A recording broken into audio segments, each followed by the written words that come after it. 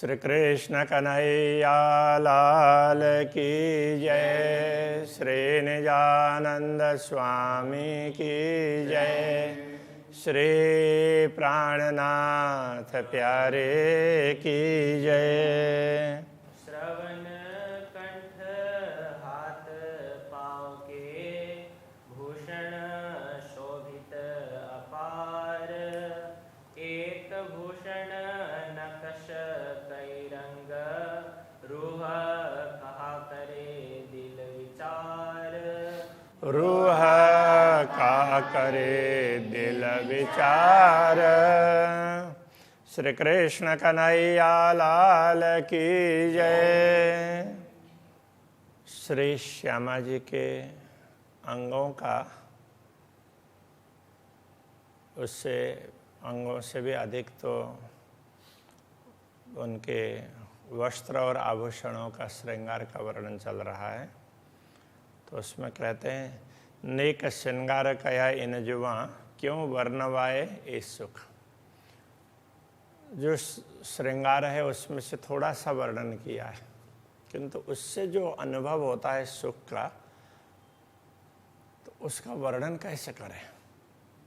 ये शोभा न आवे शब्द में, तो ये शोभा शब्दों के द्वारा व्यक्त करने वाले नहीं है, आत्मा अनुभव कर सकती है। फिर भी नेक कया वास्ते रूहों के, ब्रह्मा आत्माओं के लिए थोड़ा सा कहा है, थोड़ा कहा है वो ब्रह्मा आत्माओं के लिए। मीठी जुआ स्वरबान मुख बोलत लिए अति प्रेम। मीठी जुआ, इनके वचन बड़ी मीठी है, उनके स्वर बान मुख, मुँह से जो वचन निकलते वो स्वर है बहुत ही मीठी है। बोलत लिए अति प्रेम, बोलती ही तो बड़े प्रेम से, तो रस उसमें से निकल रहा हो ना, तो इस प्रकार की वाणी होती है। पीयू सो बातें मुख से, पीयू के साथ बात करते हुए मुस्कुराते हुए बात करती हैं। लिए करे मर्यादा नेम, तो साथ साथ में मर्यादा रख करके कि धामधनी इतना मान देते हैं। ऐसा तो धामधनी श्यामा जी को इतना मान देते मानो सिर पर बैठाना चाहते हो ना, उस प्रकार से। किंतु श्यामा जी धामधनी के प्रति उतना भाव रखती है, उनके प्रति उतना वो उतना और सम्मान देती है, तो उस प्रकार का भाव होता है। दुनिया में क्या होता है कि हमें मान मिलता है तो फिर हम मर्यादाओं को भूल जाते हैं। अब यहाँ ये समझा रहे हैं कि लिए करे मर्यादा नियम, मर्यादा नियम वो पूरा पूरा उसका पूरा ध्यान रखती हैं। इतना मान मिलने पर भी उनको कभी उसका ऐसा नहीं होता अहंकार कि मुझे धामधनी इतना मान दे रहे हैं, तो मेरा धामधनी के प्रति क्या कर्तव्य है, तो सब ब्रह्मात्माओं के प्रति क्या कर्तव्य है, उसको पूरा पूरा ध्यान रखती है। तो ये हम लोगों को भी सीखने की होती है। तो हम लोग कई बार ऐसा समझ नहीं पाते हैं, तो फिर दुखी होते हैं। सामी सई न देत सुख चैन की, उत्पन्न अंग अतंत। तो सामने उसको जो आनंद आता है, तो आनंद उसके संकेत से, हाव भाव से ही वो प्रकट होता है। उत्पन्न अंग अतंत, उनसे अंग से ही तो उनको जो आनंद मिल रहा है, तो वो अपने आप ही प्रकट होता है। कोमल हृदय अति विचार, क्यों कहो नरमाई सिफत। हृदय इतना कोमल है, तो उस हिसाब से वो विचार करती है, किसी भी विचार में कोमलता रहती है। तो क्यों कहो नरमाई सिफत, तो उनकी महिमा, उनकी कोमलता, विनम्रता, अब यहाँ वो समझना चाहिए। नरमाई कहने से विनम्रता समझना होगा। उनकी विनम्रता, उनकी कोमलता, करुणता, तो उसकी महिमा का गायन नहीं हो सकता है। चातुरी गति की क्यों कहूँ, सब बोले चाले शुद्ध होते। गति की चातुरी, वो चलती फिरती है, तो उनकी गति में कितना चातुर्य है, कितनी समझदारी है, तो उसकी भी बात क्या कर सकते हैं। सब बोले चाले शुद्ध होता, वो बोली चाली से ही सब समझ में आ जाती है, वो कैसे बोल रही है और किस प्रकार चल रही है, उसी से पता चल जाता है। अव्वल इश्क सब खुशियाँ, हक के अंग की ज्योत। सबसे पहले तो उनके अंदर खूबियाँ हैं, तो वो प्रेम है, तो वही सबसे बड़ी विशेषता है। सबसे बड़ी विशेषता ही प्रेम होती है। हक के अंग की ज्योत, क्योंकि वो पूर्ण ब्रह्म परमात्मा के अंग की ज्योति है, उनका ही नूर, उनका प्रकाश है, उस प्रकार से उनका ही अंश है। मुख मीठी अति रसना, चुभ रहे तरुह के माहे, तो उनके मुंह से निकलने वाली वाणी है ब्रह्मात्माओं के हृदय में हमेशा अंकित होती है, तो उसको स्पर्श करती है।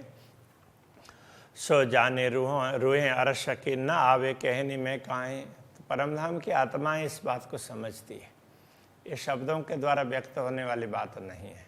क्यों कहूँ गति चलन की, जो श्यामा जी पाँव भरत, श्यामा जी एक एक कदम आगे बढ़ाती है, तो उस चाल को भी उस देखने जैसी होती है, उसके लिए क्या बताएं। नाई निमुनाई न का, जो गति श्यामा जी चलत, जिस गति से श्यामा जी चलती है उसका कोई दूसरा उदाहरण नहीं है, वो तो वही कर सकती है। ब्रह्मात्माएं तो उनसे सीख करके उसके हिसाब से चलती है, उनको देख करके। बल बल जाऊं चाल गति की, भूषण तेज करे झलकार। तो इनकी चाल गति इसके प्रति पूर्ण रूप से समर्पित होते हैं। उस समय उनके आभूषण तो वो उनसे वो आभूषण भी चमकते हैं, उनका प्रकाश भी चारों तरफ फैलता है। गिरदवाए मिलावा रूहन का, सब शोभा साज श्रृंगार। तो उनकी शोभा और श्रृंगार सज्जा के लिए चारों तरफ ब्रह्मात्माएं मिल करके उनको सजाती है, तो वो तो स्वयं ही सज सकती है, कुछ करने की आवश्यकता नहीं पड़ती है। परमधाम में तो जो चाहें उस प्रकार हो जाता है, जैसा चाहेंगे उस प्रकार की शोभा स्वाभाविक रूप से बन जाती है।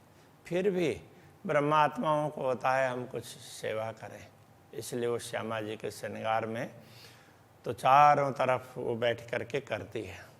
तो इस तरह से कभी अब हमेशा तो 4 सखियाँ श्रीराज जी की सेवा में होती है और 4 सखियाँ तो इधर श्यामा जी की सेवा में होती है श्रृंगार के समय पर।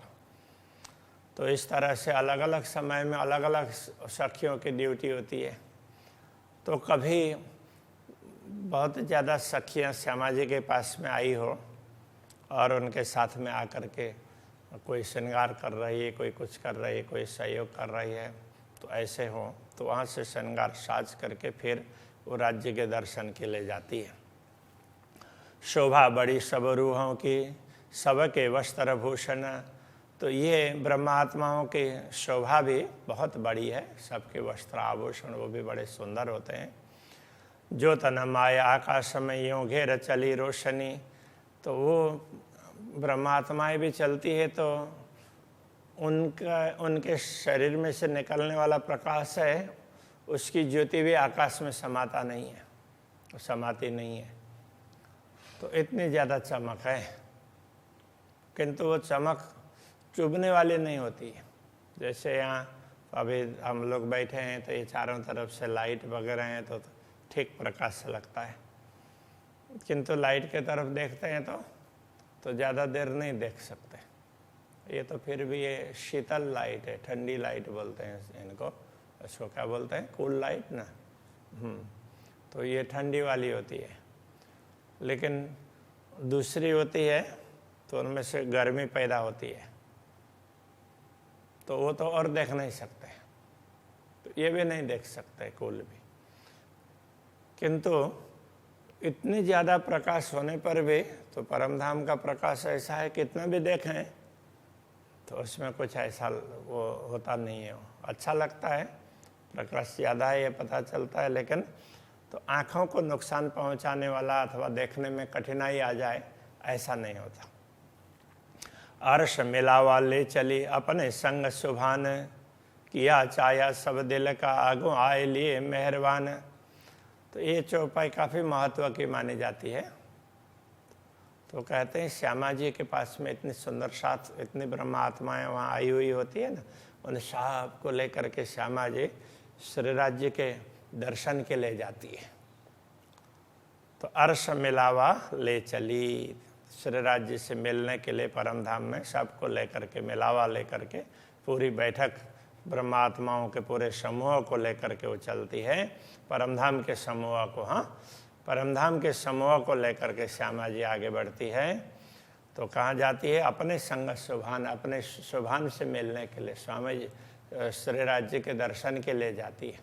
श्रृंगार करने के बाद में तो श्यामा जी का श्रृंगार होता है तीसरी भूमिका में। तो श्यामा जी वह श्रृंगार के बाद में फिर वहाँ से लेकर के इधर आती है। अब सबको लेकर के अक्षराती धामधनी से मिलने के लिए तो तीसरी भूमिका में आती है। तो वो सीढ़ी चढ़ कर के आना पड़ता है ना। तो अब वो सबको लेकर के श्यामा जी आ रही है। तो राज्य को पता तो होता ही है, तो उनके भाव को समझ करके तो सबको लेकर के चलो अब सारे मिल करके सब आई है श्यामा जी के पास में। तो श्यामा जी सबको बता रही है कि चलो अपने सब मिल करके अपने चलते हैं अब राज्य के दर्शन के लिए। तो ऐसे करके वहाँ से निकलती है। तो अब वो कक्ष भी काफ़ी बड़ा होता है, छोटा कक्ष तो है नहीं। तो ब्रह्मात्माएं तो बहुत वहाँ समा ही सकती है। तो उनको लेकर के वो आती है। तो राज्य पहले से भाव समझते हैं। तो फिर तो उनको वो राज्य तो वहाँ से जहाँ राज्य का श्रृंगार तो वो किस बोलते हैं, चौकी बोलते हैं ना उसको, क्या दूसरा नाम है? हाँ, तो वहीं वो होता है। तो वहाँ से उनको लेने के लिए जाते हैं। तो आगे उस तक, हाँ, तो वो चबूतरा से उस सीढ़ी तक वो लेने जाते हैं कि चलो आओ। तो ऐसा करके ना तो किया चाया सब दिल का चाया सब किया। जैसे ब्रह्मात्मा और श्यामा जी और ब्रह्मात्माओं के भाव को समझ करके तो वो श्री राज्य आगू आए लिए मेहरबान, आगे आकर के धामधनी कृपालु हैं। तो आगे आकर के तो श्यामा जी को वहाँ से मानो हाथ पकड़ करके ऊपर ले लेते हो ना, तो उस प्रकार से तो वहाँ से उनका वो स्वागत करते हैं, ऐसा कह सकते हैं कि आओ आओ बोल करके ना तो उनको तो लेते हैं। तो ये एक भावपूर्ण वचन है। ये शोभा जुगल किशोर की, चौथा सागर सुख, ये जुगल किशोर की ये शोभा है। तो श्री राज्य श्यामा जी को मान देते हैं, श्यामा जी श्री राज्य को मान देती है। तो पूरा तो श्यामा जी तो हमेशा श्री राज्य को देती ही है। तो राज्य श्यामा जी को देते हैं तो भी तो उनको लगता है, उनको ये लगता ही नहीं है कि मुझे मान मिल रहा है और मुझे ये उसमें कुछ इसमें क्या बोलते हैं उसको, तो गर्व होना चाहिए। तो ऐसा नहीं, उतनी ही विनम्रता और उतनी ही मृदुता है। तो ये शोभा है, ये जुगल किशोर की है। तो ये चौथा सागर है। जो हक तो हे हिम्मत देवही, तो पी प्याले हो सन्मुख। यदि अक्षराते धामधनी आपको साहस देते हैं, हिम्मत देते हैं, तो इस सागर के रस को पी लो। जुगल के सुख केते कहूँ, जो देत खिलवत करहित। तो युगल स्वरूप के, युगल किशोर के सुख की बात कितने कहें, जो देत खिलवत करहित। तो वो ब्रह्मात्माओं को कितने, खिलवत का तात्पर्य तो एक वो ब्रह्मात्माएं भी होती है, एकांत भी होता है। और वो ब्रह्मात्माओं को सबको, श्यामा जी ब्रह्मात्माओं को सुख देते हैं। वो कितना देते हैं वो क्या बताएं। तो कहते हैं कि ये अब ये शोभा का वर्णन तो दुनिया में कर रहे हैं ना, तो इतना सुख धामधनी दे रहे हैं। तो सुख इन नहरन सो, तो धामधनी इन नहरों के द्वारा ये सुख दे रहे हैं। तो उसका वर्णन आगे समझाएंगे। नहर, ये क्या नहर है? तो ये सुख का प्रवाह उमड़ रहा है। तो ये ब्रह्मवाणी है। तो यही इस प्रकार से ब्रह्मवाणी का प्रवाह ही है। धनी फेर फेर तो को देते हैं आत्मा, तो धामधनी बार बार तुझे दे रहे हैं। इसलिए इन वचनों को सुन करके इनको समझ करके अपने दिल में इन बातों को उतार लेना चाहिए और आनंदित होना चाहिए। वो कहना चाह रहे हैं, ये वाणी सब स्वप्न में और स्वप्न में करी सिफत। ये वाणी स्वप्न में बताई जा रही है, स्वप्नवत जगत में है ब्रह्मवाणी और स्वप्नवत जगत में बताई जा रही है, जो अभी तक ऐसी बातें नहीं हुई थी। स्वप्न में करी सिफत, तो ये महिमा भी स्वप्न में गाई है। सो क्यों पहुँचे शोभा युगल को, अक्षराती धामधनी की श्री श्यामा जी और युगल स्वरूप को ये शोभा कैसे पहुँच पाएगी। तो ये बातें उनकी पूरी बातें तो कैसे बताई जा सकती है, कहने का तात्पर्य है पूरी उनकी शोभा है, उस तक तो ये बात पहुँचती नहीं है। स्वप्न कौन निश्व, तो स्वप्न के साथ अखंड का क्या संबंध है, तो इसलिए वो पूरी बातें होती नहीं है। शब्द न पहुँचे शोभान को, तो क्यों रहूं चुप करा। तो ये शब्द पूर्ण ब्रह्म परमात्मा तक तो पहुँचते नहीं है, फिर भी आप चुप कैसे रहें। दिल कान जुआ ले चलत, हक तरफ बाहें नजर। फिर भी ये दिल है, ये कान है, ये वचन है, वो कहाँ लेकर के चलते हैं। ये दिल है और ये कान श्रवण उनके श्यामा जी के वचनों को सुनने के लिए, राज्य के वचनों को सुनने के लिए, तो इसके लिए ये जुआ उधर जाती है। हक तरफ बाएं नजर, तो धामधनी के बाएं तरफ में, मतलब श्री राज्य के बाएं तरफ में श्यामा जी विराजमान है। तो श्यामा जी की शोभा वर्णन करने के लिए बार बार मन होता है, यद्यपि ये शब्द नहीं पहुँचते हैं। ये कहने का एक तरीका है, वो काव्यों में अथवा छंदों के द्वारा, चौपाइयों के द्वारा व्यक्त करते हैं ना किसी चीज़ को, सीधा सीधा ऐसे गद्य में व्यक्त करते हैं, उस प्रकार से नहीं होता, थोड़े से उसके तरीके अलग प्रकार के होते हैं। तो ये दूसरे तरीके से समझा रहे हैं। तो इस प्रकार से ये अलंकृत भाषा हो जाती है। एते दिन ढांपे रहे कि न कही ना हकीकत। तो अभी तक तो परम धाम की बात, पूर्ण ब्रह्म परमात्मा की श्यामा जी की बातें अभी तक दुनिया में इस प्रकार से नहीं कही गई है। तो दुनिया में ये बात छिपी रही थी कि न कहीं ना हकीकत, किसी ने भी ये यथार्थता नहीं समझाई है। जो अजू न बोलत दुनि में, तो जाहिर होए ना हक सूरत। यदि अभी भी ना बोला जाए, अजू का तात्पर्य ये समझना होगा, अब भी ना कहें तो पूर्ण ब्रह्म परमात्मा का स्वरूप दुनिया में कैसे प्रकट होगा, मतलब कैसे लोगों को पता चलेगा। ये द्वार दुनि में क्यों खोलिए, तो ये परमधाम का द्वार है, दुनिया में कैसे खोल सकते हैं। ये जो गई बहा का खिलवत, तो ये बड़ी गूढ़ बातें हैं पूर्ण ब्रह्म परमात्मा के, और श्यामा जी और ब्रह्मात्माओं की बातें तो बड़ी गूढ़ है। सो द्वार खोले मैं हुक्मे, तो मैंने ये द्वार खोले हैं, तो ये अक्षराते धामधनी के आदेश से ही, तो वो आदेश करते हैं, तो वो जो ना होने वाला हो तो भी, जान असंभव भी वो संभव हो जाता है उनके आदेश से, इसलिए ये सब हुआ है। अर्श बकाह का मारफत, अखंड परमधाम के पूर्ण ब्रह्म परमात्मा की पहचान इस प्रकार उनकी आज्ञा से ही बताई जा रही है। दुनिया से ढांपे रहे अर्श बकाए ते दिन, तो परमधाम और परमधाम के दृश्य जो भी हो, तो अभी तक दुनिया से छिपे हुए ही थे, का तात्पर्य दुर्लभ ही थे। तो ये ज्ञान अभी तक दुर्लभ था, रहता अब भी ढांपियाँ, जो करे न रुआ रोशन। तो ये आत्मा प्रकाशित नहीं करती, तो अब भी ये छिप करके रहते हैं, ये रहस्य स्पष्ट नहीं होते। ये खोले बड़ा सुख होते हैं मेरी रूह और रोहन। ये खोलने पर तो मुझे भी बड़ा सुख होता है, मेरी आत्मा को भी और सुनने वाली आत्माओं को भी बड़ा सुख होगा। इनसे हयाती पावही, इसी से अखंड का अनुभव होगा। 14 तब का त्रैगुण्य, 14 लोक के लोगों को भी, 14 लोक में जो भी चेतनाएं आई हैं, इन सबको भी अखंड का अनुभव इनसे ही होगा।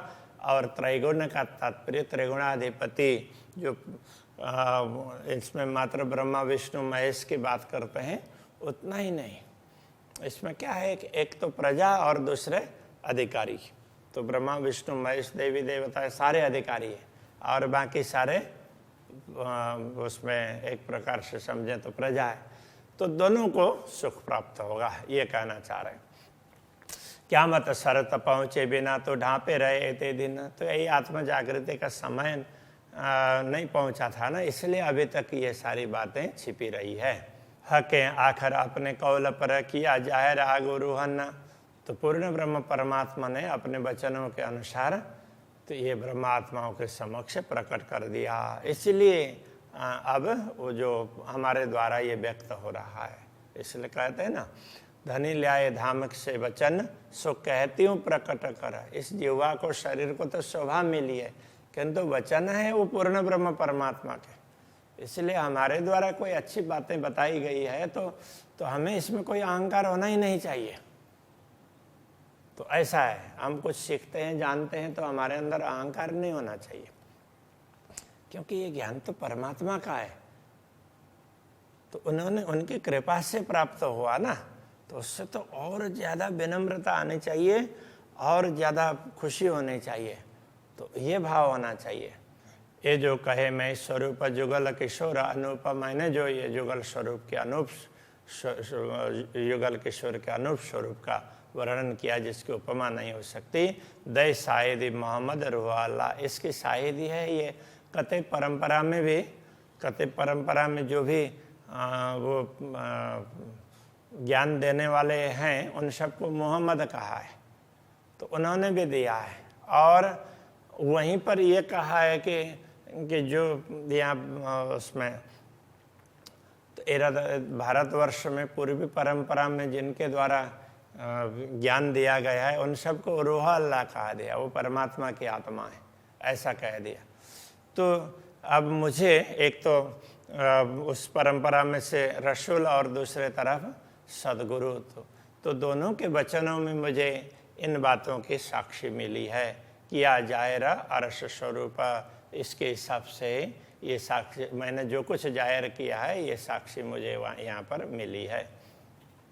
यही लैलत कदर की फजर, इसी को लैलतुल कदर की फजर कहा है।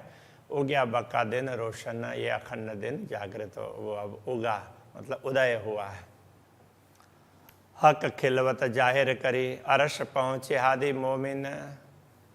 तो परमधाम की बातें जाहिर करके, परमधाम के जो भी गूढ़ बातें हैं वो स्पष्ट करके, तो अब ब्रह्मा आत्माएं और श्यामा जी धाम में ही जागृत होती हैं। महामत कहे अपनी रूह को और अरश रूहन, महामती स्वयं को भी और ब्रह्मा आत्माओं को भी कह रहे हैं, इन सुख सागर में झीलते आओ अपने वतन। इस सुख में अवगाहन करते हुए, सुख के सागर में अवगाहन करते हुए अब अपने परम धाम में जागृत हो जाएं, आओ, ऐसा करके सबको आह्वान कर रहे हैं। अब एक प्रसंग को ये रखते हैं।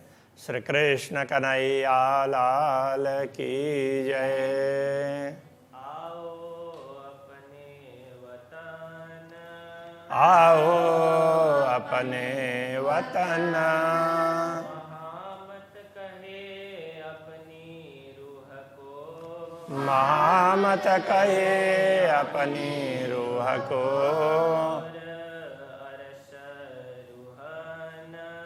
और अरस रोहन, इन सुख सागर में झीलते, इन सुख सागर में झीलते आओ अपने वतन, आओ अपने वतन, आओ अपने वतन, आओ अपने वतन। श्री कृष्ण कन्हैया लाल की जय। सद्गुरु महाराज की, श्री प्राणनाथ प्यारे की जय। श्री पांच